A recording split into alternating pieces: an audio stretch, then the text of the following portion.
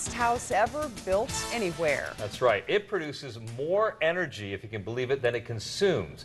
ABC7's Kevin Roy explains how that is possible.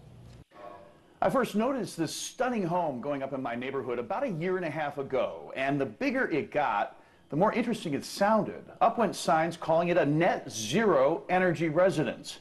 Imagine it, no electric or gas bills to pay. In fact, ComEd may even owe this homeowner a refund.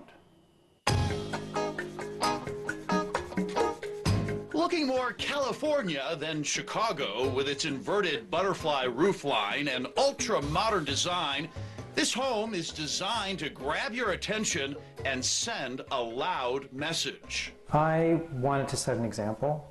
I wanted to show that alternative energies could be used in Chicago and the upper Midwest. Michael Yanell is a part-time pharmacist who had a big-time dream to build the most energy-efficient home ever. 3 years ago, he found the architects who would help him pull it off. And you can imagine our reaction as architects. We were thinking this was a gift. This gift sits in Ravenswood, right next to a row of traditional Victorians. And it's even more remarkable, not for how it looks, but for all it does to save energy. I said I wanted the most energy efficient home that you can build me that uses alternative energy systems. Mission accomplished. With 48 solar panels on the roof, they'll generate more electricity than is used here. The extra power feeds back into the ComEd grid and will be credited to his bill. Another 4 solar panels act as a water heater. And there's another solar feature, passive solar, in the way the home is designed. With 2 wings separated by a courtyard, it allows for 2 walls of windows facing south to take full advantage of the sun. The brains of this operation is down in the basement, where all of these systems are tied together, including Chicago's first single-family residential gray water treatment system. It reuses the water from the washing machine for the toilets in the house. So we've kind of used the same water twice, once to wash the clothes and a second time to flush the toilet. The house is heated and cooled with this geothermal system.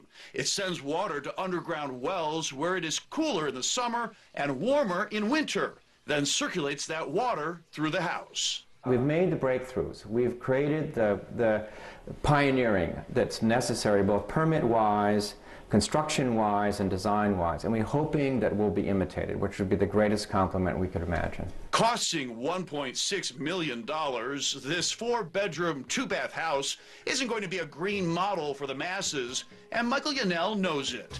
But from the kitchen countertops made from recycled newspapers to the flooring that is all either recycled porcelain or walnut, his hope is that Chicagoans might find something here to make their house a little more green.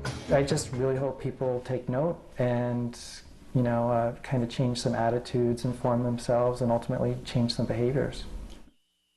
Now, earlier we said this could be the greenest house ever built, and there is a special certification for that. It comes from the U.S. Green Building Council. Michael Yanell says the house will certainly receive the highest possible rating of platinum, and it should receive the highest point total ever from the council's LEED program. He's expecting to find out officially sometime in July. Karen and Ravi?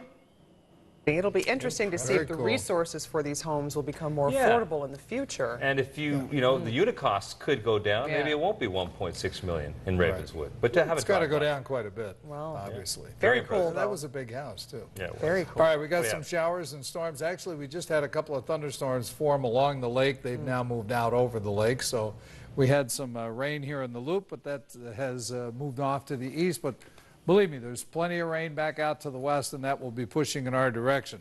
The setup is warm, humid air to the south and cooler air to the north. We had a high today of 73 officially out at O'Hare.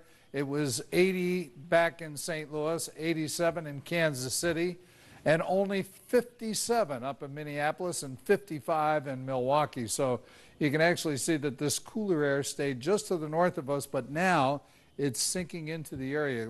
Right now we have temperatures just north of the stationary front in the 50s, 53 at O'Hare and the Lake, 50 in Gurnee, and then down to the south, temperatures well into the 60s. So the front is right over us, and watch how these showers and storms